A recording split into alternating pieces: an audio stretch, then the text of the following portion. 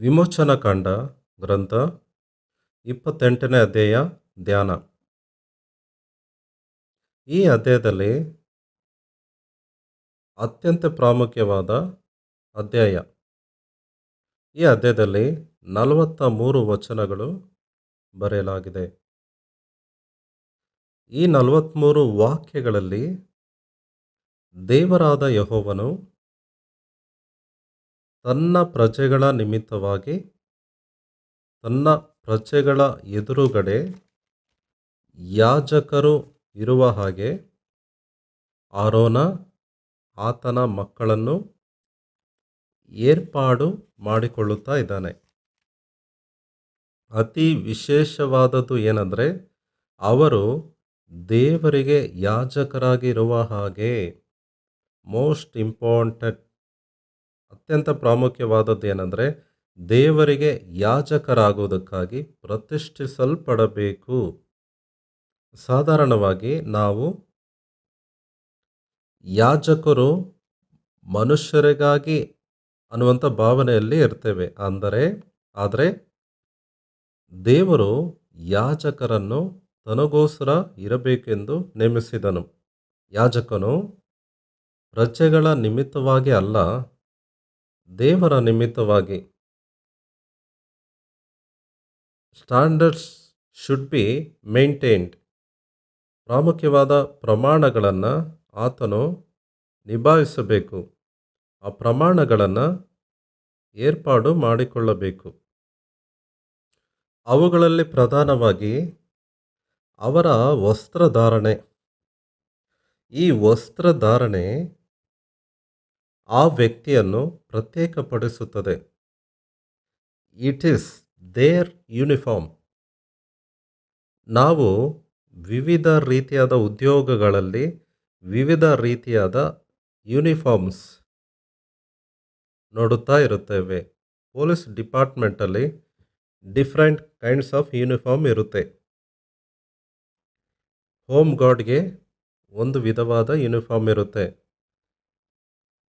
ಅವರು ಒಂದೇ ಬಟ್ಟೆಯನ್ನು ಉಪಯೋಗ ಮಾಡಿದ್ದರೂ ಕೂಡ, ಒಂದೇ ಬಣ್ಣದಾಗಿದ್ದರೂ ಕೂಡ, ಅವರು ಧರಿಸಿದ ಆ ವಸ್ತ್ರದ ಕುರಿತಾಗಿ ಅವರ ಕೆಲಸ ಏನೆಂದು ಗೊತ್ತಾಗುತ್ತೆ. Department needs the uniform. ಆದುದರಿಂದ ಹೋಮ್ ಗಾರ್ಡ್ ಮೊದಲುಗೊಂಡು ಕಾನ್ಸ್ಟೇಬಲ್ ವರೆಗೂ ಯೂನಿಫಾರ್ಮ್ ಇರುತ್ತದೆ. ಆ ಯೂನಿಫಾರ್ಮಲ್ಲಿ ಅವನಿಗೆ ಧರಿಸುವ ಯೂನಿಫಾರ್ಮಲ್ಲಿ ಇರುವಂಥ ಸ್ಪೆಷಾಲಿಟಿ ಕುರಿತಾಗಿ ಆತನು ಕಾನ್ಸ್ಟೇಬಲ್ ಅಂತ ಹೇಳಬಹುದು. ಹಾಗೆಯೇ ಅಸಿಸ್ಟೆಂಟ್ ಸಬ್ ಇನ್ಸ್ಪೆಕ್ಟರ್ಗೆ ಒಂದು ಸ್ಟಾರ್ ಇರುತ್ತೆ ಯೂನಿಫಾರ್ಮ್. SIಗೆ 2 ಸ್ಟಾರ್ ಇರುತ್ತೆ. ಇನ್ಸ್ಪೆಕ್ಟರ್ಗೆ 3 ಸ್ಟಾರ್. DSPಗೆ ಅಡಿಷನಲ್ ಆಗಿ 3 ಸ್ಟಾರ್ ಸ್ಪೆಸಿಫಿಕೇಷನ್ ಇರುತ್ತದೆ. ಆತನು ಧರಿಸುವ ಟೋಪಿಯಲ್ಲಿ ಇರುತ್ತದೆ. ಹಾಗೆಯೇ ಒಂದು ರ್ಯಾಂಕ್ ಬೆಳೆದ ಹಾಗೆ ಸ್ಟಾರ್ಗಳು ಬೆಳೆಯುತ್ತಾ ಇರುತ್ತೆ. ಭುಜದ ಮೇಲೆ ಇರುವಂಥ ಹೆಡ್ಸು ಬದಲಾಗುತ್ತಾ ಇರುತ್ತದೆ. SP IPS ಅವರಿಗೆ ಹೆಡ್ ಆ್ಯಂಡ್ ಸ್ಟಾರ್ ಇರುತ್ತೆ. ಹಾಗೆಯೇ SPಗಿಂತ ಮೇಲೆ DIG ರ್ಯಾಂಕರ್ಗೆ ಪ್ರತ್ಯೇಕವಾದ ಹೆಡ್ ಆ್ಯಂಡ್ ಸ್ಟಾರ್ ಎಕ್ಸ್ಟ್ರಾ ಇರುತ್ತದೆ. ಹಾಗೆಯೇ ಡಿಪಾರ್ಟ್ಮೆಂಟ್ಗಳಲ್ಲಿ ಯೂನಿಫಾರ್ಮ್ ನೋಡುವಾಗ ಅವರ ಕೆಲಸ ಗೊತ್ತಾಗುತ್ತೆ. ಹಾಗೆಯೇ ಯಾಜಕರು, ಲೇವಿಯರು, ಮಹಾಯಾಜಕರು ಅನ್ನುವಂಥ ವ್ಯತ್ಯಾಸ ಕಾಣುವ ಹಾಗೆ ಒಂದು ಸ್ಟ್ಯಾಂಡರ್ಡ್ ಆಫ್ ಯೂನಿಫಾರ್ಮ್ ಅನ್ನುವಂಥದ್ದು ಸೇವಕರು, ದೇವರ ಯಾಜಕರು ಇರುವವರು ಮಾಡಬೇಕು ಎಂದು ದೇವರು ವಿಧಿಸಿದ್ದಾನೆ. ಅದರ ಕುರಿತಾಗಿ ಆತನು ಯಾವ ವಿಧಾನ ಹೇಳಿದ ಅನ್ನುವಂಥದ್ದನ್ನು ನಾವು ನೋಡೋಣ. ಮೊದಲನೇದಾಗಿ ಮಹಾಯಾಜಕ, ಆತನ ವಸ್ತ್ರಧಾರಣೆ, ಧರಿಸುವ ಸ್ಟ್ರಕ್ಚರ್ ಎಲ್ಲವನ್ನೂ ಹೇಳಿದ. ಇದರ ಮೂಲಕ ಏನು ಅರ್ಥ ಆಗುತ್ತೆ ಅಂದರೆ, ಆತನು 12 ಗೋತ್ರಗಳನ್ನು ತನ್ನ ಭುಜದ ಮೇಲೆ ಹೊರುತ್ತಾ ನ್ಯಾಯ ವಿಧಾನದ ಪದಕದಲ್ಲಿ 12 ಗೋತ್ರಗಳ ಪ್ರತಿನಿಧಿ ಧರಿಸುತ್ತಾ ದೇವರ ಸನ್ನಿಧಿಯಲ್ಲಿ ಕಾಣುತ್ತಾನೆ. Is nothing but the representative of the 12 tribes. 12 ಗೋತ್ರಗಳ ಪ್ರತಿನಿಧಿಯಾಗಿ ಮಹಾಯಾಜಕನು ದೇವರ ಸಮ್ಮುಖದಲ್ಲಿ ಕಾಣಿಸಿಕೊಳ್ಳಬೇಕು. ಯಾಕಂದರೆ ಮಹಾಯಾಜಕನು ಮಾತ್ರವೇ ವರ್ಷಕ್ಕೆ ಒಂದು ಬಾರಿ ಅತಿ ಪರಿಶುದ್ಧ ಸ್ಥಳಕ್ಕೆ ಹೋಗುತ್ತಾನೆ. ಈ must represent all their 12 tribes. 12 ಗೋತ್ರಗಳನ್ನು ಕೂಡ ಅವನು ಪ್ರತಿನಿಧಿಸಬೇಕು. ಯಾವ ವಿಧವಾಗಿ ಇರಬೇಕು? ಪರಿಶುದ್ಧವಾಗಿ ಇರಬೇಕು, ಪ್ರತಿಷ್ಠಿತನಾಗಿರಬೇಕು. ಆತನು ತಲೆಯ ಮೇಲೆ ಒಂದು ವಿಧವಾದ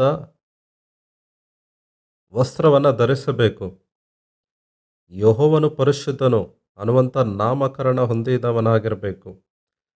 ಜನಗಳ ಪ್ರತಿನಿಧಿಯಾಗಿ ದೇವರ ಸಮ್ಮುಖದಲ್ಲಿರಬೇಕು. ದೇವರ ಮನುಷ್ಯರ ಮಧ್ಯದಲ್ಲಿ ಇರುವ ಮಧ್ಯವರ್ತಿ ಆಗಿ ಮಹಾಯಾಜಕನು ಇರಬೇಕು. ಅವನು ದೇವರಿಗೆ ಪ್ರತಿಷ್ಠಿತನಾಗಿರಬೇಕು ಮತ್ತು ವಸ್ತ್ರಧಾರಣೆಯಲ್ಲಿ ಆತನು ಜನಗಳ ಪ್ರತಿನಿಧಿಯಾಗಿ ಇರಬೇಕು ಮತ್ತು ಪ್ರಜೆಗಳ ಮಧ್ಯದಲ್ಲಿ ದೇವರ ಪ್ರತಿನಿಧಿಯಾಗಿರಬೇಕು.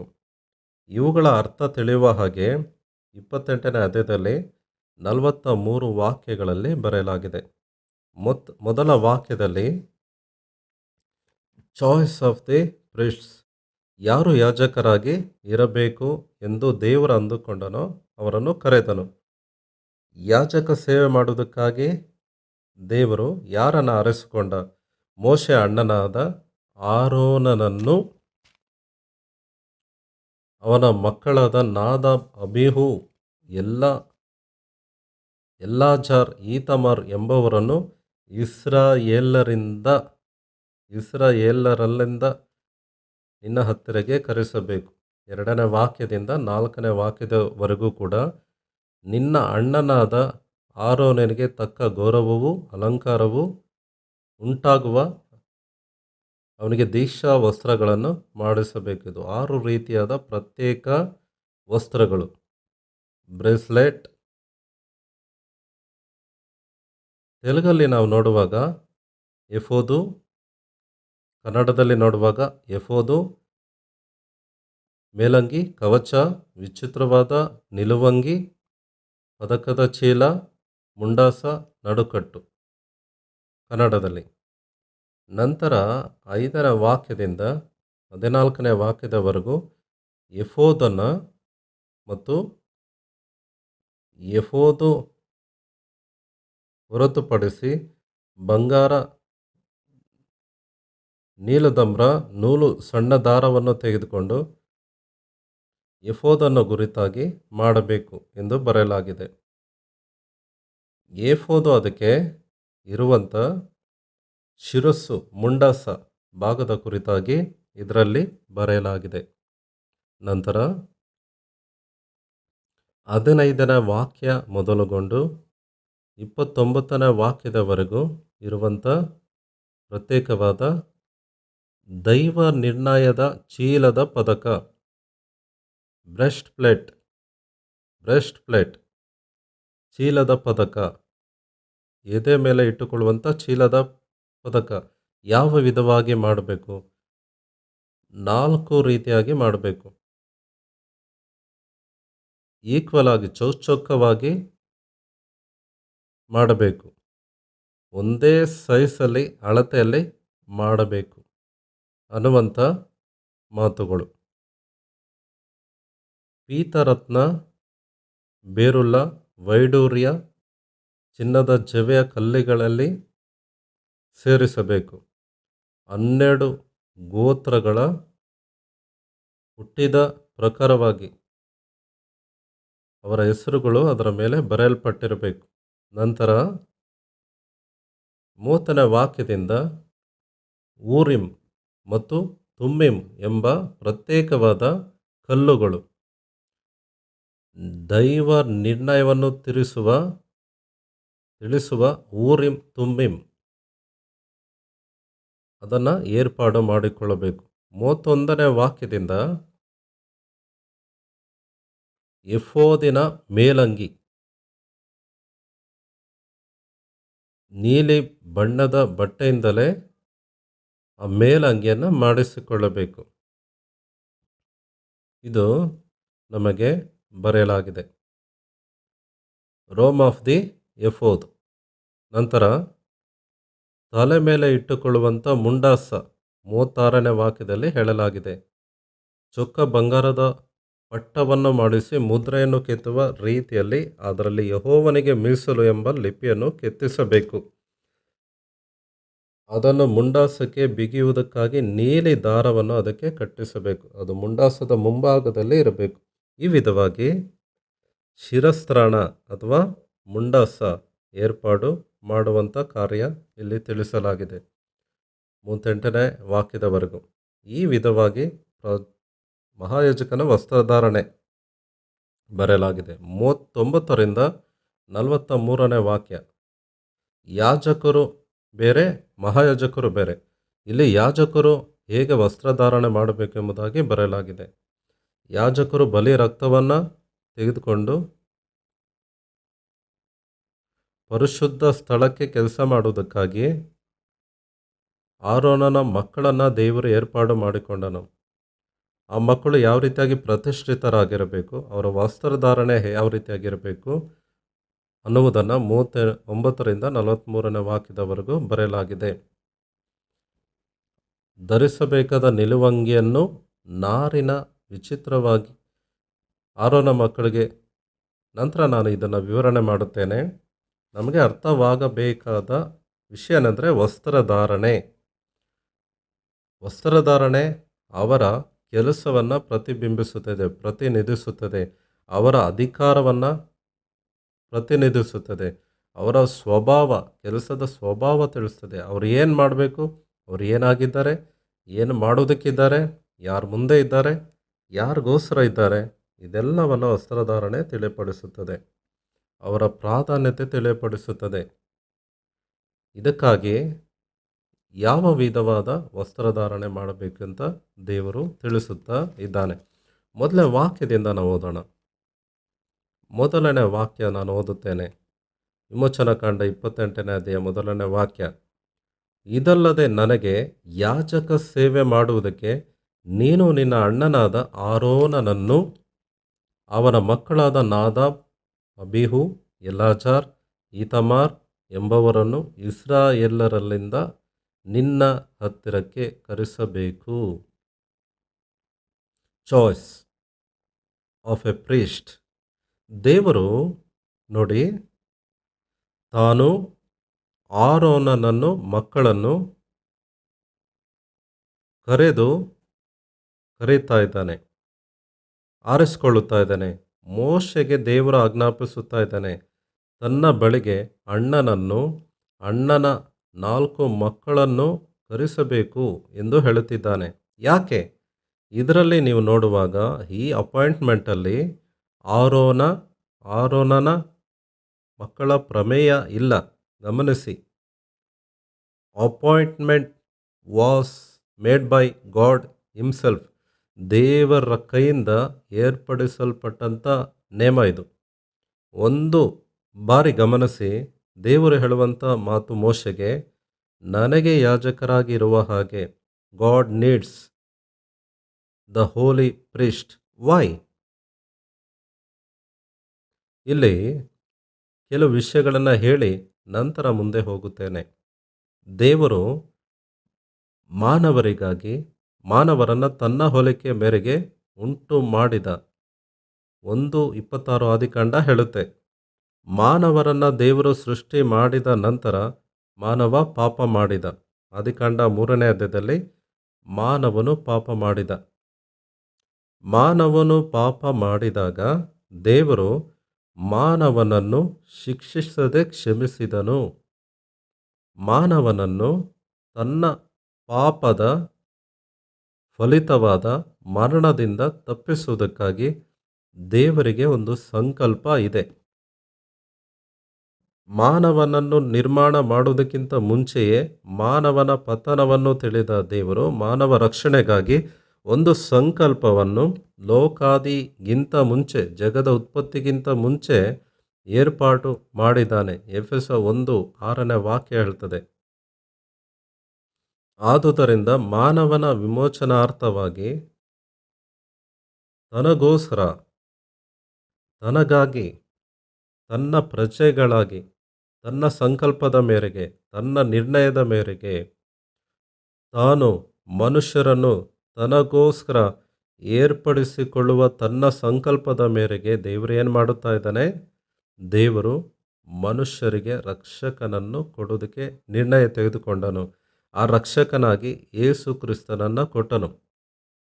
ಯೇಸು ಕ್ರಿಸ್ತ ಪ್ರಭುವನ್ನು ಮನುಷ್ಯರ ಎಲ್ಲರ ನಿಮಿತ್ತವಾಗಿ ದೇವರಾಗಿ, according to standards of God, ದೇವರ ಪ್ರಮಾಣದ ಮೇರೆಗೆ, ದೇವರ ಮಾತಿನ ಮೇರೆಗೆ, ದೇವರ ಮಾತಿನ ಕರೆಯ ಮೇರೆಗೆ ತನ್ನ ಪ್ರಾಯಶ್ಚಿತ್ತಾರ್ಥವಾಗಿ ತನ್ನ ರಕ್ತವನ್ನು ಸುರಿಸಲ್ಪಡಬೇಕಾಯಿತು.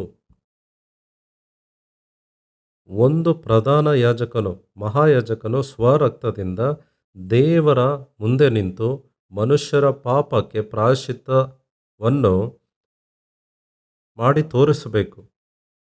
That is the concept of God. ದೇವರ ಉದ್ದೇಶ ಇದು. ಇದು ಅರ್ಥ ಮಾಡಿಕೊಳ್ಳುವುದಕ್ಕಾಗಿ ಈ ಪ್ರತ್ಯಕ್ಷ ಗುಡಾರವನ್ನು ಆರೋನನನ್ನು ಅವನ ಮಕ್ಕಳನ್ನು ಏರ್ಪಾಟು ಮಾಡುತ್ತಾ ಇದ್ದಾನೆ. ಯೇಸು ಕ್ರಿಸ್ತ ಪ್ರಭು ದೇವರ ಎದುರುಗಡೆ ಏನು ಮಾಡುವುದಕ್ಕೆ ಹೋಗುತ್ತಾ ಇದ್ದಾನೆ? ಶಿಲುಬೆಯಲ್ಲಿ ರಕ್ತವನ್ನು ಸುರಿಸಿ ಆ ರಕ್ತವನ್ನು ದೇವರ ಸನ್ನಿಧಿಯಲ್ಲಿ ಆತನ ಮುಂದೆ ರಿಪ್ರೆಸೆಂಟ್ ಮಾಡುತ್ತಾ ಯಾಜಕತ್ವವನ್ನು ದೃಢಪಡಿಸುತ್ತಾ ಇದ್ದಾನೆ.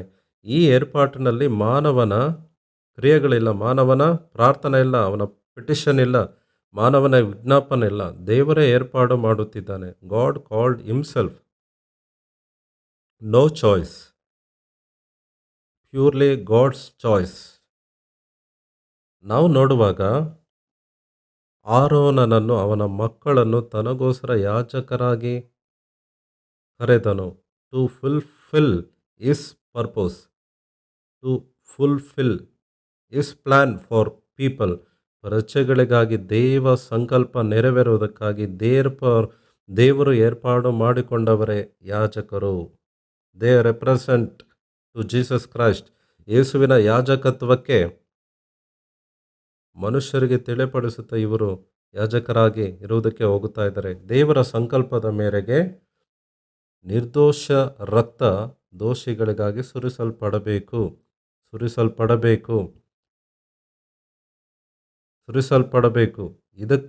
ಇದನ್ನು ನೆರವೇರಿಸುವುದಕ್ಕಾಗಿ, ಯೇಸು ಕ್ರಿಸ್ತನಲ್ಲಿ ಇದು ನೆರವೇರುವುದಕ್ಕಾಗಿ, ಹಳೆಯ ಒಡಂಬಡಿಕೆಯಲ್ಲಿ ಇದನ್ನು ಅರ್ಥ ಮಾಡಿಕೊಳ್ಳುವುದಕ್ಕಾಗಿ, ಸುವಾರ್ತೆ ಅರ್ಥ ಮಾಡಿಕೊಳ್ಳುವುದಕ್ಕಾಗಿ ದೇವರು ಸುವಾರ್ತೆಯನ್ನು ಮನುಷ್ಯರಿಗೆ ತಿಳಿಯಪಡಿಸುತ್ತಾ ಇದ್ದಾನೆ.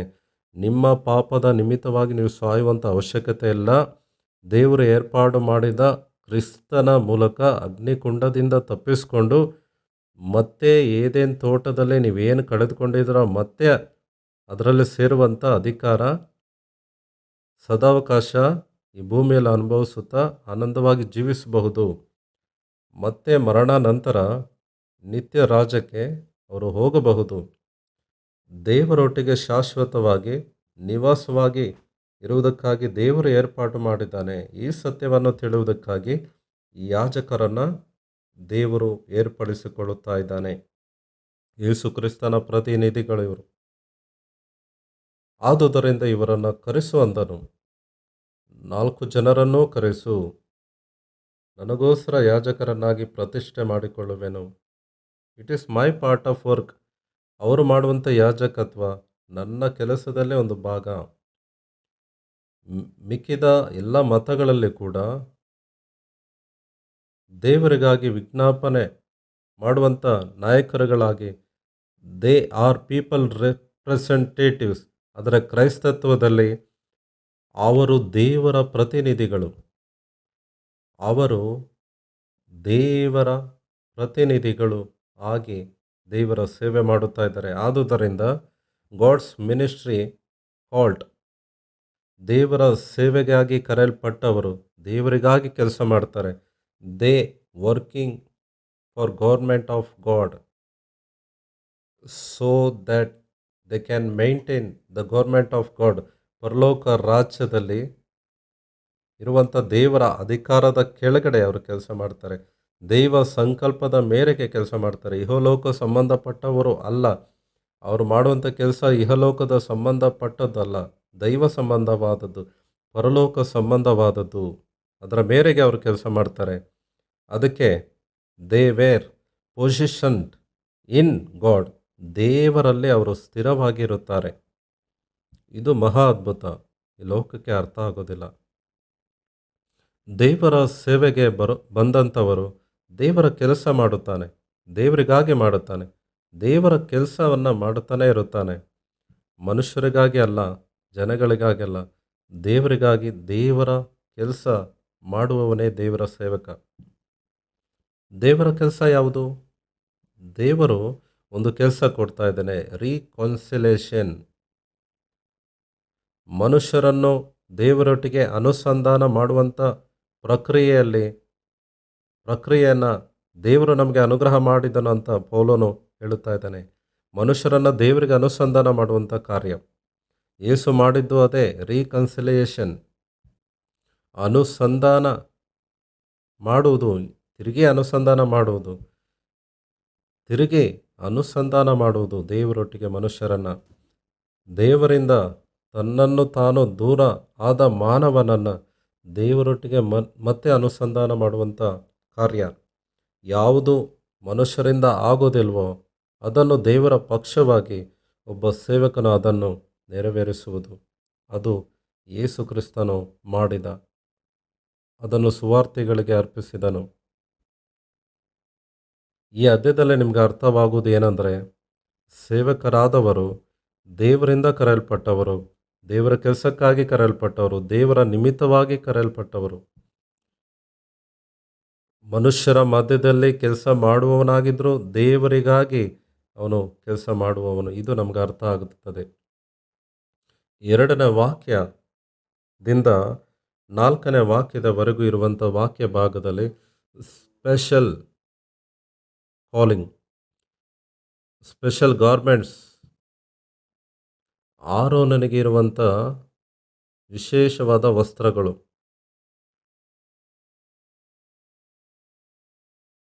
ಇನ್ನೂ ಅನೇಕ ಭಾಗಗಳಲ್ಲಿ ಈ ವಾಕ್ಯಗಳನ್ನು ನಾವು ನೋಡಬಹುದು, ಅನೇಕ ಭಾಗದಲ್ಲಿ ನೋಡಬಹುದು.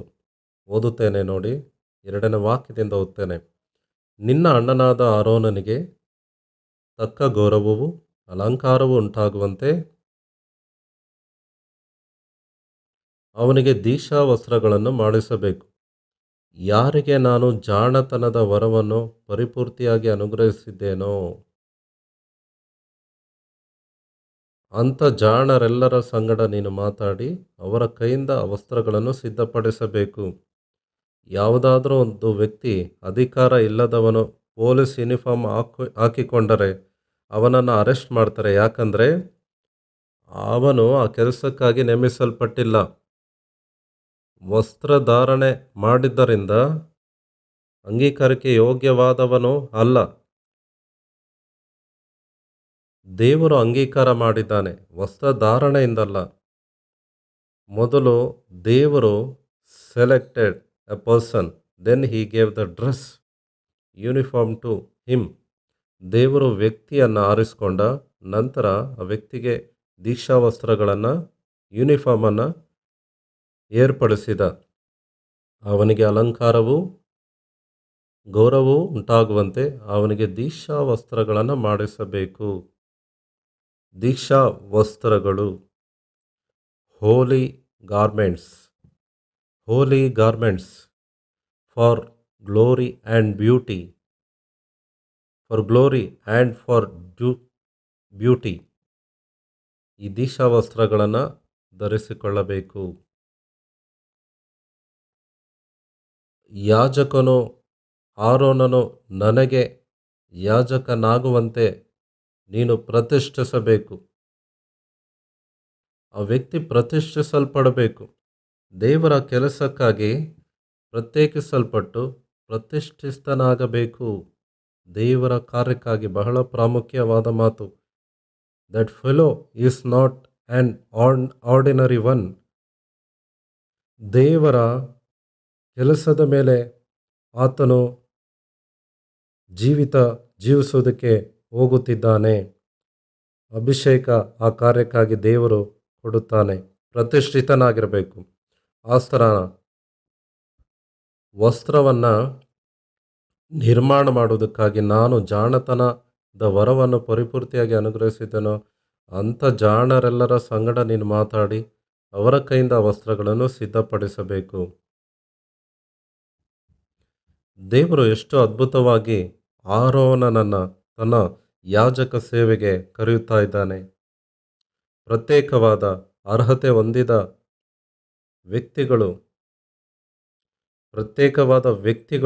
ಪ್ರತ್ಯೇಕವಾಗಿ ಕರೆಯಲ್ಪಟ್ಟಂಥ ಆರೋನನಿಗೆ ವಸ್ತ್ರಗಳನ್ನು ನಿರ್ಮಾಣ ಮಾಡುವ ಹಾಗೆ, ಸಿದ್ಧಪಡಿಸುವ ಹಾಗೆ ದೇವರು ಕಾರ್ಯ ಮಾಡುತ್ತಾ ಇದ್ದಾನೆ.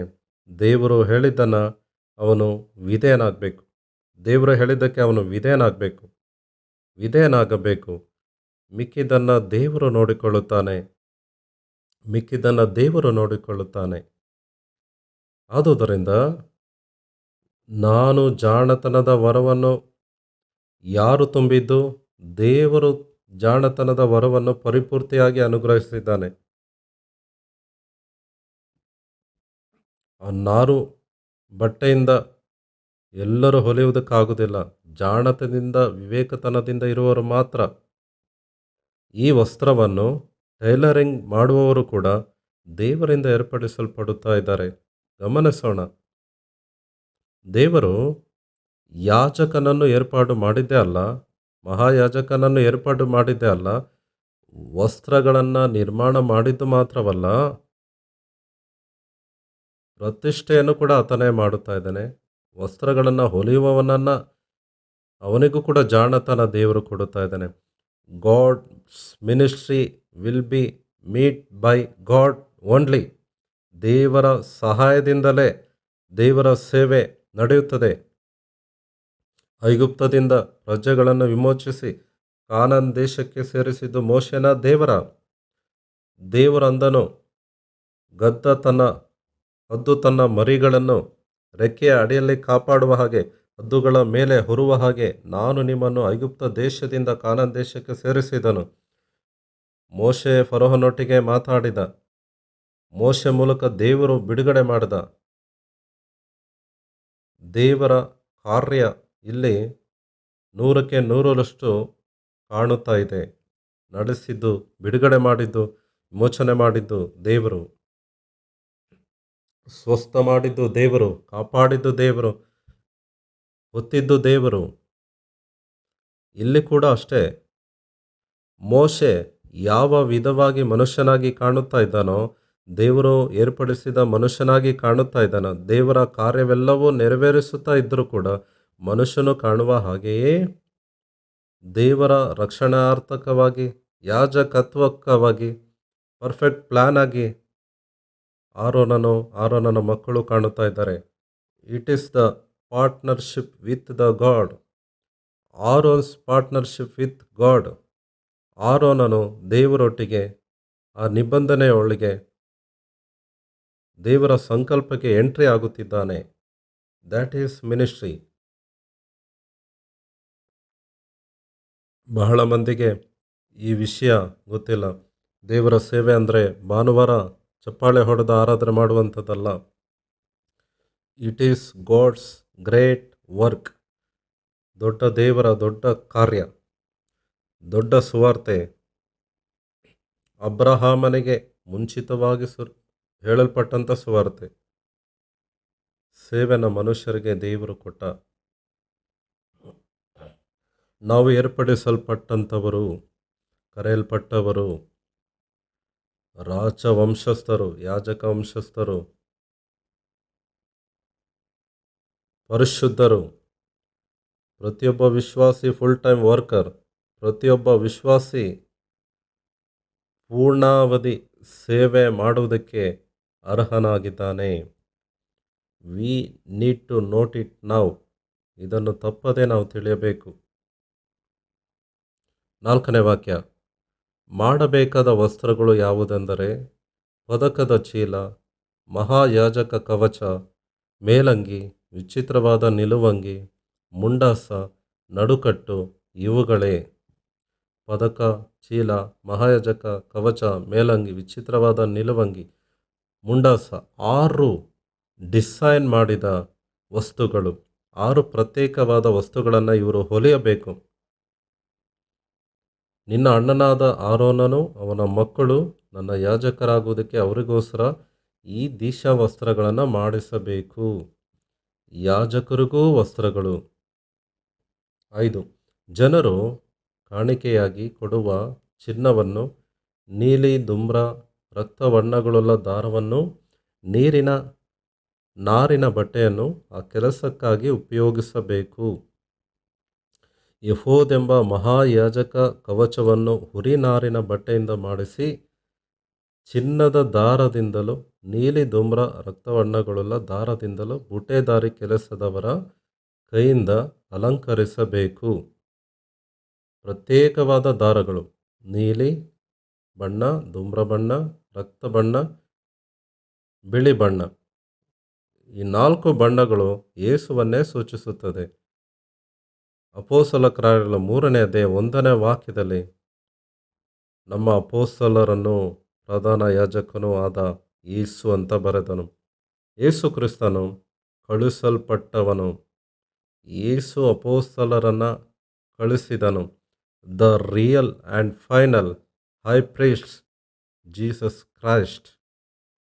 ಆರೋನನ ವಂಶದಲ್ಲಿ ಯೇಸು ಕ್ರಿಸ್ತನು ಬರುವವರೆಗೂ ಮಹಾಯಾಜಕರು ಬಂದರು. ಅವರೆಲ್ಲರೂ ಲೋಪ ಇರುವವರು, ಆದರೆ ಯೇಸು ಕ್ರಿಸ್ತನು ಲೋಪ ಇಲ್ಲದವನು. ಅವರೆಲ್ಲರೂ ಅವರಿಗಾಗಿ, ಅವರ ಪಾಪ ಪರಿಹಾರಕ್ಕಾಗಿ ಪ್ರಾಯಶ್ಚಿತ್ತ ಮಾಡಿ ನಂತರ ದೇವರ ಸನ್ನಿಧಾನಕ್ಕೆ ಹೋಗುತ್ತಾ ಇದ್ದರು. ಆದರೆ ಯೇಸು ಕ್ರಿಸ್ತನು ಮಹಾಯಾಜಕನಾಗಿದ್ದು ತನಗೋಸ್ಕರ ರಕ್ತ ಸುರಿಸಲಿಲ್ಲ. ತನ್ನ ಪ್ರಜೆಗಳಿಗೋಸ್ಕರ, ಪಾಪಿಗಳಿಗೋಸ್ಕರ ರಕ್ತ ಸುರಿಸಿ ದೇವರ ಸನ್ನಿಧಾನಕ್ಕೆ ಹೋದನು. ನೀತಿವಂತನು, ದೋಷ ಇಲ್ಲದವನು. ಯೆಶಾಯ ಗ್ರಂಥದಲ್ಲಿ 53ನೇ ಅಧ್ಯಾಯದಲ್ಲಿ ಆತನು ತನ್ನನ್ನು ತಾನೇ ಪಾಪ ಪರಿಹಾರಾರ್ಥವಾಗಿ ತನ್ನನ್ನು ತಾನು ಅರ್ಪಿಸಿಕೊಂಡನು. ದೇವರೇ ತನ್ನನ್ನು ತಾನೇ ಸ್ವಯವಾಗಿ ಆ ಕಾರ್ಯವನ್ನು ಮಾಡಿದನು. 53ನೇ ಅಧ್ಯಾಯ ಯೆಶಾಯದಲ್ಲಿ ನಾವು ನೋಡ್ತೇವೆ. ಈ ವಚನವನ್ನು ಒಂದು ಬಾರಿ ನಾನು ಓದಬೇಕೆಂಬುದಾಗಿ ಬಯಸುತ್ತೇನೆ ನಿಮಗಾಗಿ. ಯೆಶಾಯ ಗ್ರಂಥ 53ನೇ ಅಧ್ಯಾಯ 10ನೇ ವಾಕ್ಯ. ಯೆಶಾಯ 53ನೇ ಅಧ್ಯಾಯ 10ನೇ ವಾಕ್ಯ. ಇವನು ತನ್ನ ಆತ್ಮವನ್ನು ಪ್ರಾಯಶ್ಚಿತ್ತ ಯಜ್ಞಕ್ಕಾಗಿ ಒಪ್ಪಿಸಿದ ಮೇಲೆ ತನ್ನ ಸಂತಾನವನ್ನು ನೋಡುವನು, ಚಿರಂಜೀವಿಯಾಗುವನು. ನನ್ನ ಸಂಕಲ್ಪವು ಇವನ ಕೈಯಿಂದ ನೆರವೇರುವುದು. ತನ್ನ ಆತ್ಮವು ಅನುಭವಿಸಿದ ಶ್ರಮೆಯ ಫಲವನ್ನು ಕಂಡು ತೃಪ್ತನಾಗುವನು. ತನ್ನನ್ನು ತಾನು ಬಲಿಯಾಗಿ ಅರ್ಪಿಸಿಕೊಂಡನು, ತಾನೇ ಅರ್ಪಿಸಿಕೊಂಡನು. ಈ ಹಿಮ್ಸೆಲ್ಫ್. ಆದುದರಿಂದ ಪ್ರಧಾನ ಯಾಜಕನಾಗಿ ಯೇಸು ಕ್ರಿಸ್ತನು ಪರ್ಫೆಕ್ಟ್ ಆಗಿದ್ದಾನೆ. 6ನೇ ವಾಕ್ಯ. ಎಫೋದೆಂಬ ಮಹಾಯಾಜಕ ಕವಚವನ್ನು ಹುರಿನಾರಿನ ಬಟ್ಟೆಯಿಂದ ಮಾಡಿಸಿ ಚಿನ್ನದ ದಾರದಿಂದಲೂ ನೀಲಿ, ಧೂಮ್ರ, ರಕ್ತವರ್ಣಗಳುಳ್ಳ ದಾರದಿಂದಲೂ ಬುಟೆದಾರಿ ಕೆಲಸದವರ ಕೈಯಿಂದ ಅಲಂಕರಿಸಬೇಕು. ರೆಡ್ ಬಂದು ಯೇಸುವಿನ ರಕ್ತ, ಧೂಮ್ರ ಬಂದು ದೇವರ ರಾಯಲ್ಟಿ, ನೀಲಿ ಬಂದು ಪರಲೋಕ, ಬಿಳಿ ಬಂದು ಆತನ ಪರಿಶುದ್ಧತೆ. 7ನೇ ವಾಕ್ಯ. ಆ ಕವಚಕ್ಕೆ ಹೆಗಲಿನ ಮೇಲೆ 2 ಪಟ್ಟಿಗಳು ಇರಬೇಕು, ಅದರ 2 ಕೊನೆಗಳು ಜೋಡಿಸಲ್ಪಡಬೇಕು.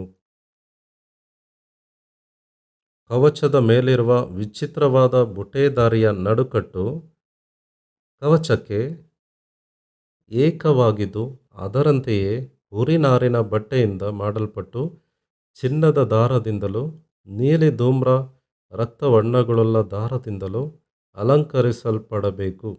ಮತ್ತು ನೀನು 2 ಗೋಮೇಧಕ ರತ್ನಗಳನ್ನು ತೆಗೆದುಕೊಂಡು ಅವುಗಳಲ್ಲಿ ಇಸ್ರಾಯೇಲರ ಕುಲಗಳ ಹೆಸರುಗಳನ್ನು ಕೆತ್ತಿಸಬೇಕು.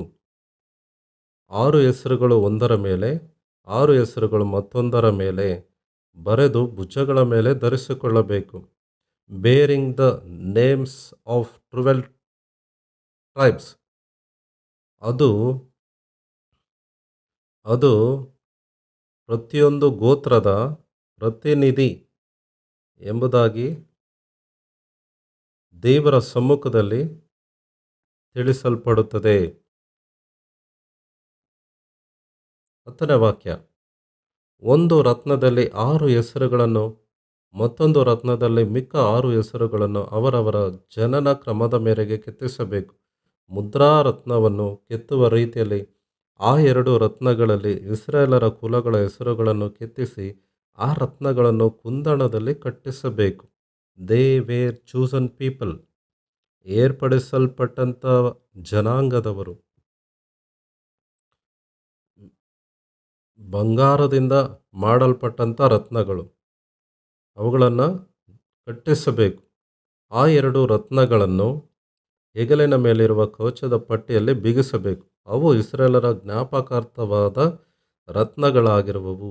ಆರೋನನು ಯೆಹೋವನ ಸನ್ನಿಧಿಗೆ ಹೋಗುವಾಗೆಲ್ಲ ಇಸ್ರಾಯೇಲರ ಕುಲಗಳ ಹೆಸರುಗಳನ್ನು ಆತನ ನೆನಪಿಗೆ ತರುವುದಕ್ಕಾಗಿ ತನ್ನ 2 ಭುಜಗಳ ಮೇಲೆ ಧರಿಸಿಕೊಂಡು ಹೋಗುವನು. ಯೇಸುಕ್ರಿಸ್ತನು ಪ್ರತಿಯೊಂದು ಜಾತಿ ಧರ್ಮದ ಮನುಕುಲದ ಪ್ರತಿನಿಧಿಯಾಗಿ ದೇವರ ಸಮ್ಮುಖದಲ್ಲಿ ಕಾಣಿಸಿಕೊಂಡಿದ್ದಾನೆ.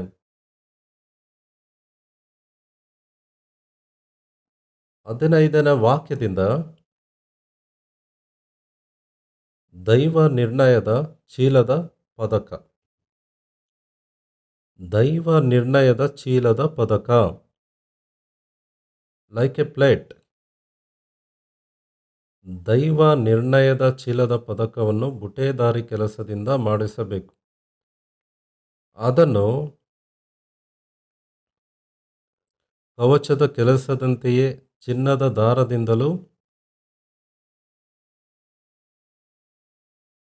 ನೀಲಿ ಧೂಮ್ರ ರಕ್ತ ಹೊಣ್ಣುಗಳುಳ್ಳ ದಾರದಿಂದಲೂ ಹುರಿನಾರಿನ ಬಟ್ಟೆಯಲ್ಲಿ ಮಾಡಿಸಬೇಕು.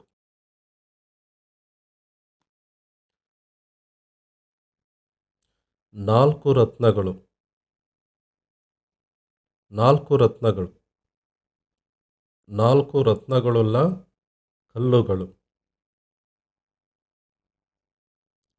ಅದನ್ನು ಕವಚದ ಕೆಲಸದಂತೆಯೇ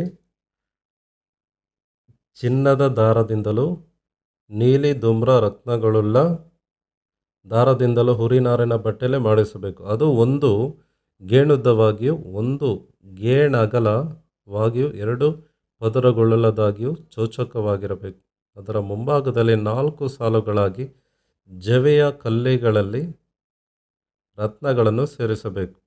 ಮೊದಲನೆಯ ಸಾಲಿನಲ್ಲಿ ಮಾಣಿಕ್ಯ, ಪುಷ್ಪರಾಗ, ಸ್ಫಟಿಕಗಳನ್ನು, 2ನೇ ಸಾಲಿನಲ್ಲಿ ಕೆಂಪರಳು, ನೀಲಪಚ್ಚೆಗಳನ್ನು, 3ನೇ ಸಾಲಿನಲ್ಲಿ ಸುವರ್ಣ, ರತ್ನ, ಗೋಮೇಧಕ, ಧೂಮ್ರ ಮಣಿಗಳನ್ನು, 4ನೆಯ ಸಾಲಿನಲ್ಲಿ ಪೀತರತ್ನ, ಬೇರುಳ್ಳ ವೈಡೂರ್ಯಗಳನ್ನು, ಚಿನ್ನದ ಜವೆಯ ಕಲ್ಲಿಗಳನ್ನು ಸೇರಿಸಬೇಕು. ಇಸ್ರಾಯೇಲರ ಕುಲಗಳ ಸಂಖ್ಯಾ ಪ್ರಕಾರ 12 ರತ್ನಗಳಿರಬೇಕು. ಮುದ್ರಾ ರತ್ನದಲ್ಲಿ ಕೆತ್ತುವ ರೀತಿಯಲ್ಲಿ ಒಂದೊಂದು ರತ್ನದಲ್ಲಿ ಒಂದೊಂದು ಕುಲದ ಹೆಸರನ್ನು ಕೆತ್ತಿಸಬೇಕು. ಅದಲ್ಲದೆ ಆ ಪದಕದ ಮೇಲ್ಗಡೆಯಲ್ಲಿ ಹುರಿಗಳಂತಿರುವ ಚೊಕ್ಕ ಬಂಗಾರದ ಸರಪಣಿಗಳನ್ನು ಹೆಣಿಗೆ ಕೆಲಸದಿಂದ ಮಾಡಿಸಿಡಬೇಕು. 2 ಚಿನ್ನದ ಉಂಗುರಗಳನ್ನು ಮಾಡಿಸಿ ಪದಕದ 2 ಮೂಲೆಗಳಿಗೆ ಹಚ್ಚಬೇಕು. ಆ 2 ಸರಪಣಿಗಳನ್ನು ಪದಕದ ಮೂಲೆಗಳಲ್ಲಿರುವ ಉಂಗುರಗಳಿಗೆ ಸಿಕ್ಕಿಸಬೇಕು. ಆ ಸರಪಣಿಗಳ ಕೊನೆಗಳಲ್ಲಿ ಕವಚದ ಹೆಗಲಿನ ಪಟ್ಟಿಗಳಲ್ಲಿರುವ 2 ಜವೆಗಳ ಮುಂಭಾಗಕ್ಕೆ ಸಿಕ್ಕಿಸಬೇಕು. ಅದಲ್ಲದೆ 2 ಚಿನ್ನದ ಉಂಗುರಗಳನ್ನು ಮಾಡಿಸಿ ಪದಕದ ಒಳಗಣ ಅಂಚಿನ ಮೂಲೆಗಳಲ್ಲಿ ಕವಚದ ಹತ್ತಿರದಲ್ಲೇ ಇಡಿಸಬೇಕು. ಮತ್ತು ಬೇರೆ 2 ಚಿನ್ನದ ಉಂಗುರಗಳನ್ನು ಮಾಡಿಸಿ ಕವಚದ 2 ಹೆಗಲಿನ ಪಟ್ಟಿಗಳ ಮುಂಭಾಗದ ಕೆಳಗೆ ಕವಚವನ್ನು ಜೋಡಿಸಿರುವ ಸ್ಥಳದ ಹತ್ತಿರ ಆ ವಿಚಿತ್ರವಾದ ನಡುಕಟ್ಟಿನ ಮೇಲ್ಗಡೆಯಲ್ಲಿ ಇರಿಸಬೇಕು.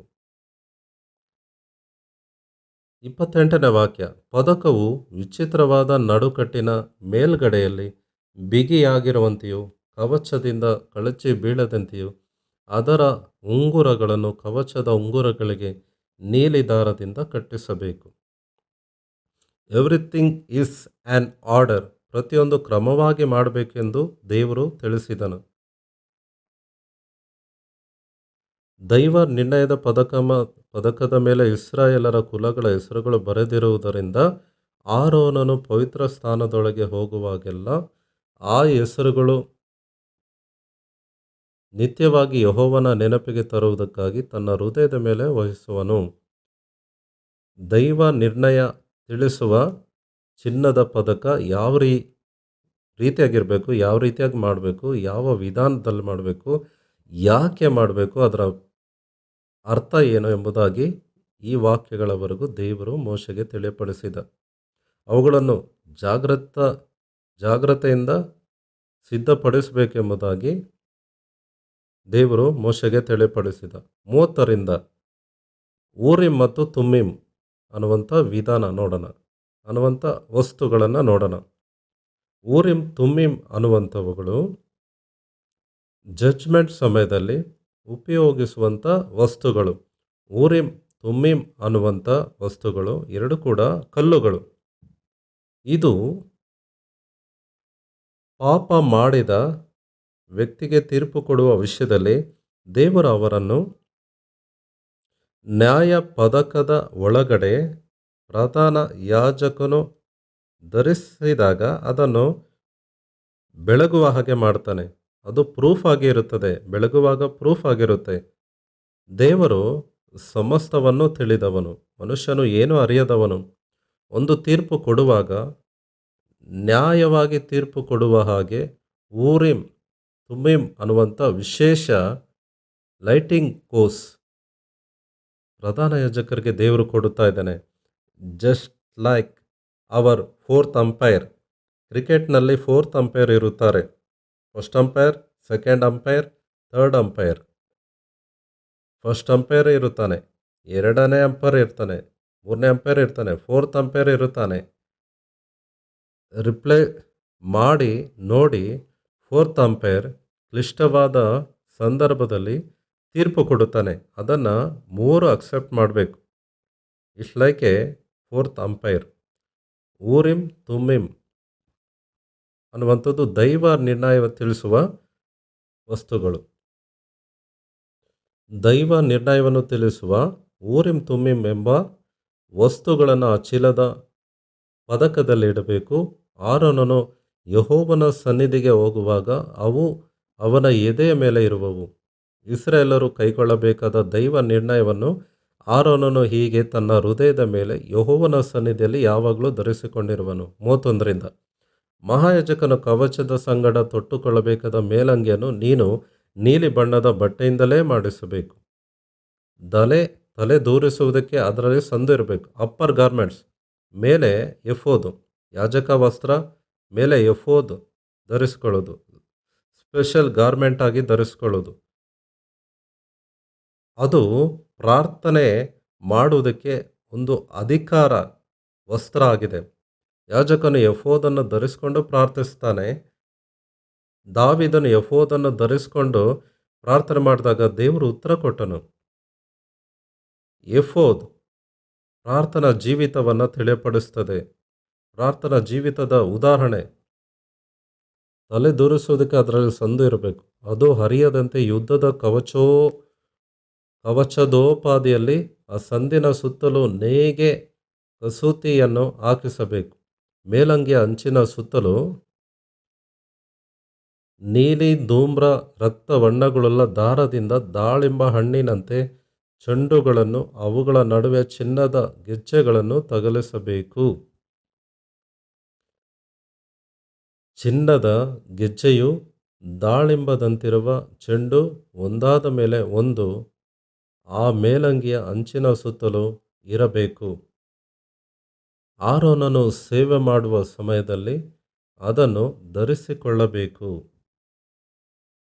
ಅವನು ಯೆಹೋವನ ಸನ್ನಿಧಿಗೆ ಪವಿತ್ರ ಸ್ಥಾನದೊಳಗೆ ಹೋಗುವಾಗಲೂ ಬರುವಾಗಲೂ ಸಾಯದ ಹಾಗೆ ಆ ಗೆಜ್ಜೆಗಳ ಶಬ್ದವು ಕೇಳಿಸಬೇಕು. ಆತನು ಗೆಜ್ಜೆಗಳನ್ನು ಹಾಕಿಕೊಂಡು ಒಳಗಡೆ ನಡೆಯುವಾಗ ಶಬ್ದ ಮಾಡುತ್ತಾ ಇರುತ್ತದೆ. ಶಬ್ದ ಮಾಡಿಲ್ಲ ಅಂದರೆ ಸತ್ತು ಹೋಗುತ್ತಾನೆ. That is symbol for outside people. ಯಾವಾಗಲೂ ಮಹಾಯಾಜಕನು ಪ್ರಾಣಿಯ ರಕ್ತವನ್ನು ತೆಗೆದುಕೊಂಡು ಹೋಗುವಾಗ, ನಡೆದಾಡುವಾಗ, ದೇವರು ಅವನನ್ನು ಅಂಗೀಕರಿಸದೆ ಹೋದರೆ ಅವನು ಸತ್ತು ಹೋಗುತ್ತಾನೆ. ನಡುವಿಗೆ ದಾರ ಕಟ್ಟುತ್ತಾರೆ. ಆ ಗೆಜ್ಜೆ ಶಬ್ದ ನಿಂತು ಹೋಗಿದೆ ಅಂದರೆ ಸತ್ತು ಹೋಗಿದ್ದಾನೆ ಅಂತ ಅರ್ಥ. ದೇವರ ಅಂಗೀಕಾರ ಮಾಡಲಿಲ್ಲ ಅಂತ ಅರ್ಥ. ದಾರ ಹಿಡಿದು ಅವನ ಶವವನ್ನು ಹೊರಗಡೆ ತರಬೇಕೇ ಹೊರತು ಅತಿ ಪರಿಶುದ್ಧ ಸ್ಥಳಕ್ಕೆ ಯಾರೂ ಹೋಗೋದಕ್ಕಾಗೋದಿಲ್ಲ.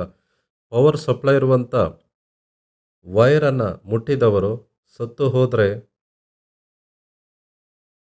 ಆ ದೇಹವನ್ನು ಯಾರೂ ಮುಟ್ಟೋದಿಲ್ಲ. ಪವರ್ ಸಪ್ಲೈ ಮೊದಲು ನಿಲ್ಲುತ್ತೆ. ಅತಿ ಪರಿಶುದ್ಧ ಸ್ಥಾನಕ್ಕೆ ಹೋಗೋದಕ್ಕೆ ಯಾರೂ ಹೋಗೋದಕ್ಕೆ ಅವಕಾಶ ಇಲ್ಲ. ಮಹಾಯಾಜಕನಿಗೆ ಬೇಕಾದ ಏರ್ಪಾಟುಗಳನ್ನು ದೇವರೇ ಏರ್ಪಡಿಸುತ್ತಾ ಇದ್ದಾನೆ. 36ರಿಂದ ಓದುವಾಗ, ಚೊಕ್ಕ ಬಂಗಾರದ ಪಟ್ಟವನ್ನು ಮಾಡಿಸಿ ಮುದ್ರೆಯನ್ನು ಕೆತ್ತುವ ರೀತಿಯಾಗಿ ಅದರಲ್ಲಿ ಯೆಹೋವನಿಗೆ ಮೀಸಲು ಎಂಬ ಲಿಪಿಯನ್ನು ಕೆತ್ತಿಸಬೇಕು. ಅದನ್ನು ಮುಂಡಾಸಕ್ಕೆ ಕ್ರೌನ್, ಕಿರೀಟ, ಯೆಹೋವನಿಗೆ ಮೀಸಲು ಎಂಬ ಲಿಪಿ ಕಾಣಬೇಕು.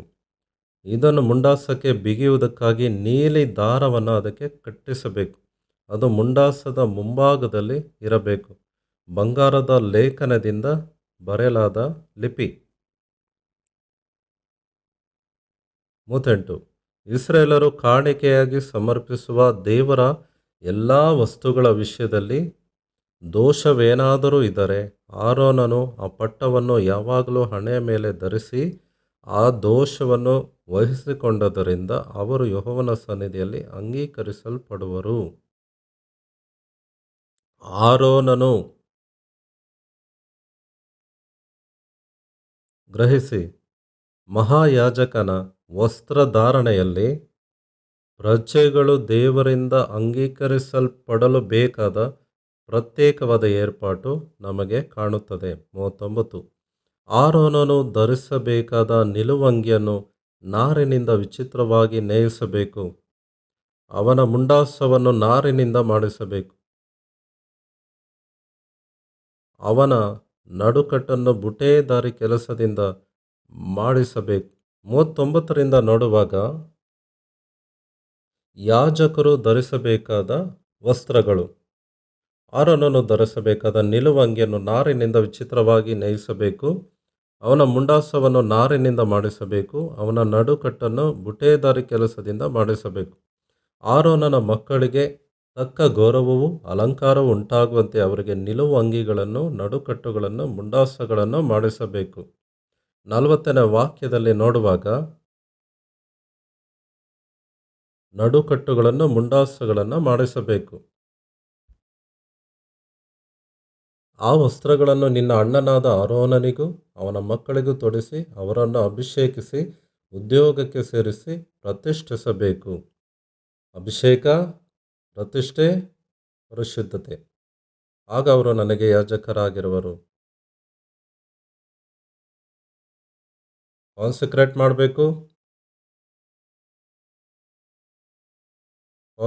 ಮಾಡಬೇಕು. ಅವರ ಜೀವಿತಗಳನ್ನು ಅನಾಯಿಂಟಿಂಗ್ ಮಾಡಬೇಕು, ಅಭಿಷೇಕಿಸಬೇಕು. ಅವರನ್ನು ಪರಿಶುದ್ಧ ಮಾಡಬೇಕು, ಸ್ಯಾಂಕ್ಟಿಫಿಕೇಷನ್ ಮಾಡಬೇಕು. ಸ್ಯಾಂಕ್ಟಿಫಿಕೇಷನ್, ಅನಾಯಿಂಟ್ಮೆಂಟ್ ಆ್ಯಂಡ್ ಕಾನ್ಸ್ಟ್ರಿಕೇಟ್. ಪರಿಶುದ್ಧ ಮಾಡುವುದು, ಅಭಿಷೇಕ ಮಾಡುವುದು, ಪ್ರತಿಷ್ಠೆ ಮಾಡುವುದು, 3 ಕಾರ್ಯ ಮಾಡಬೇಕು. ಒಬ್ಬನು ಪರಿಶುದ್ಧತೆ ಇಲ್ಲದೆ ದೇವರ ಸೇವಕನಾಗುವುದಿಲ್ಲ. ಅಭಿಷೇಕ ಇಲ್ಲದೆ ದೇವರ ಸೇವೆಗೆ ಬರಲಾರನು. ಪ್ರತಿಷ್ಠಿತೆ ಇಲ್ಲದೆ ದೇವರ ಸೇವೆ ಮಾಡಲಾರನು. ಹಾಗೆ ಮಾಡುತ್ತಾ ಇದ್ದಾನೆಂದರೆ ಅವನು ರಾಂಗ್ ಪರ್ಸನ್, ಏರ್ಪಡಿಸಲ್ಪಡದವನು. ಆ ಕೆಲಸ ಮಾಡುತ್ತಾ ಇದ್ದಾನೆ. It will not accepted by god. He will not be accepted by God. ದೇವರ ಸೇವೆ ಅಂದರೆ ಪರಿಶುದ್ಧತೆ ಕಾಣಬೇಕು, ಅಭಿಷೇಕ ಕಾಣಬೇಕು, ಪ್ರತಿಷ್ಠೆ ಕಾಣಬೇಕು. ಪ್ರತಿಷ್ಠೆ, ಅಭಿಷೇಕ, it is the work of the Holy Spirit. ಮೋಶೆ ಮಾಡುವಂಥದ್ದೆಲ್ಲವೂ ಹಳೆ ಒಡಂಬಡಿಕೆ ಪ್ರಕಾರ. ಹೊಸ ಒಡಂಬಡಿಕೆಯಲ್ಲಿ ಪವಿತ್ರಾತ್ಮನು ಆ ಕಾರ್ಯ ಮಾಡುತ್ತಾನೆ. ಪರಿಶುದ್ಧಾತ್ಮ ನಿನ್ನನ್ನು ಪ್ರತಿಷ್ಠೆ ಮಾಡ್ತಾನೆ, ಪವಿತ್ರಾತ್ಮನ ಅಭಿಷೇಕ ಮಾಡ್ತಾನೆ, ಪವಿತ್ರಾತ್ಮನು ನಿನ್ನನ್ನು ನೇಮಿಸುತ್ತಾನೆ. ನಿನ್ನನ್ನು ದೇವರು ಆ ರೀತಿಯಾಗಿ ಸಿದ್ಧ ಮಾಡುತ್ತಾನೆ. 42. ಅದಲ್ಲದೆ ಅವರ ರಹಸ್ಯಾಂಗವು ಕಾಣಿಸದಂತೆ ಸೊಂಟದಿಂದ ತೊಡೆಯ ತನಕ ಇರುವ ನಾರಿನ ಚಡ್ಡಿಗಳನ್ನು ಮಾಡಿಸಬೇಕು.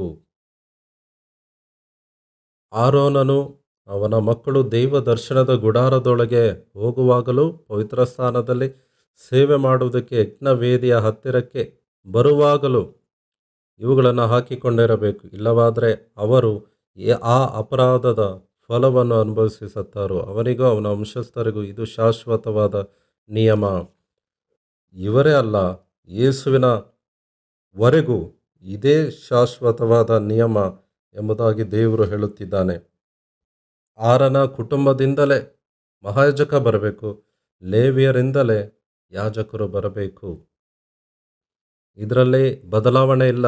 12 ಗೋತ್ರಗಳಲ್ಲಿ ಯಾರು ಕೂಡ ದೇವರ ಸೇವೆ ಮಾಡೋದಕ್ಕೆ ಅವಕಾಶ ಇಲ್ಲ. ಇವರೆಲ್ಲರ ಪಕ್ಷವಾಗಿ ಲೇವಿಯರನ್ನು ಏರ್ಪಾಡು ಮಾಡಿಕೊಂಡಿದ್ದಾನೆ. ಲೇವಿಯರು ಮಾತ್ರವೇ ಈ ಸೇವೆಯನ್ನು ಮಾಡಬೇಕು. ಲೇವಿಯರು ಮಾತ್ರವೇ ಯಾಜಕರಾಗಿರಬೇಕು. ಲೇವಿಯರು ದೇವರ ಸ್ವಾಸ್ಥ್ಯ. ಇದಕ್ಕೆ ಪ್ರತ್ಯೇಕವಾಗಿ ಕಾನಾನ್ ದೇಶದಲ್ಲಿ ಅವರಿಗೆ ಸ್ವಾಸ್ಥ್ಯವಿಲ್ಲ. ದೇವರೇ ಅವರಿಗೆ ಸ್ವಾಸ್ಥ್ಯವಾಗಿದ್ದಾನೆ. ದೇವರೇ ಅವರಿಗೆ ಸ್ವಾಸ್ಥ್ಯವಾಗಿ ಇರುತ್ತಾನೆ. ಹೊಸ ಒಡಂಬಡಿಕೆಯಲ್ಲಿ ದೇವರು ವಿಶ್ವಾಸಿಗಳ ಪರವಾಗಿ ಮಾಡಿದ ನಮೂನ ಇಲ್ಲಿ ಲೇವಿಯರಿಗಾಗಿ ಮಾಡ್ತಾ ಇದ್ದಾನೆ. 1, ಪರಿಶುದ್ಧಪಡಿಸಲ್ಪಡಬೇಕು, ಅಭಿಷೇಕಿಸಲ್ಪಡಬೇಕು, ಪ್ರತಿಷ್ಠಿಸಲ್ಪಡಬೇಕು, ಕರೆಯಲ್ಪಡುವುದು. ಇದೆಲ್ಲವೂ ದೇವರಿಂದ ಆಗುವಂಥ ಕಾರ್ಯಗಳು. ರಕ್ಷಿಸಲ್ಪಟ್ಟ ಅಂದರೆ ಒಬ್ಬ ವ್ಯಕ್ತಿ, ಅದು ಮನುಷ್ಯರಿಂದ ಆಗುವಂಥದ್ದಲ್ಲ, ದೇವರಿಂದ ಆಗುವಂಥದ್ದು. ಒಬ್ಬ ಮನುಷ್ಯ ಯೇಸು ಕ್ರಿಸ್ತನನ್ನು ಅಂಗೀಕರಿಸಬೇಕಾದರೆ ಪರಿಶುದ್ಧಾತ್ಮನ ಮೂಲಕ ಮಾತ್ರ ಸಾಧ್ಯ. ಮಾನವನಿಂದ ಇದು ಸಾಧ್ಯವಿಲ್ಲ. ಮಾನವನಿಂದ ಒಬ್ಬ ವ್ಯಕ್ತಿ ಬದಲಾಗುವುದಕ್ಕೆ ಸಾಧ್ಯವಿಲ್ಲ. It is the work of God and the Holy Spirit. ದೇವರ ಕಾರ್ಯ ಇದು. ಯೇಸು ಕ್ರಿಸ್ತ ಪ್ರಭು ರಕ್ಷಣೆಗೆ ಬೇಕಾದ ಸಮಸ್ತವನ್ನು ಮಾಡಿದ್ದಾನೆ. ಏದೇನ್ ತೋಟದಲ್ಲಿ ಆದಾಮನಿಗಾಗಿ ದೇವರು ವಸ್ತ್ರವನ್ನು ತಯಾರು ಮಾಡಿಸಿದ್ದು ದೇವರು, ಮಾಡಿದ್ದು ಯೇಸು ಕ್ರಿಸ್ತನು. ರಕ್ಷಣೆ ಹೊಂದಿದ್ದು ಆದಾಮನು. ಇಲ್ಲಿ ಕೂಡ ರಕ್ಷಣೆ ಹೊಂದಿದ್ದು ನಾವು, ರಕ್ಷಣೆ ಮಾಡಿದ್ದು ದೇವರ ಮಗನಾದ ಯೇಸು. ದೇವರ ಮಗನನ್ನು ಕಳಿಸಿದ್ದು ದೇವರು. ಇದೆಲ್ಲದಕ್ಕೂ ಒಂದು ಮೂಲವಾಗಿ, ಆಧಾರವಾಗಿ ವಸ್ತ್ರಧಾರಣ ಕಾರ್ಯಕ್ರಮವಾಗಿ ನಮಗೆ ತಿಳಿಸಲ್ಪಟ್ಟಿದೆ.